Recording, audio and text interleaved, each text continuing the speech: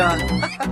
Leza kerak-ku. Bugun ijtimoiy tarmoqlarda odamlarni dahshatga soluvchi video tarqaldi. Ushbu tasvirlarda bir yigit kuchuk bolalarga azob berib, ularni qulog'ini yulib olgani aks etgan. Ma'lum bo'lishicha, voqea Surxondaryoda ro'y bergan. Huquqbuzar o'smir bir emas, bir nechta kuchuk bolalarga azob berib, ularning quloqlarini uzib olgan.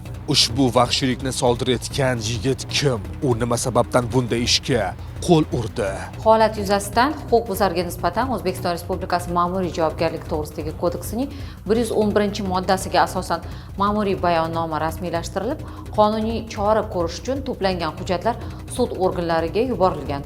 Bundan tashqari, mazkur holat huquqbuzarning mahallasida ham muhokama qilinib, yig'ilish ishtirokchilariga hayvonlarga nisbatan shafqatsiz munosabatda bo'layotgan shaxslarga qonunchilikda jazo choralari mavjudligi keng tushuntirildi.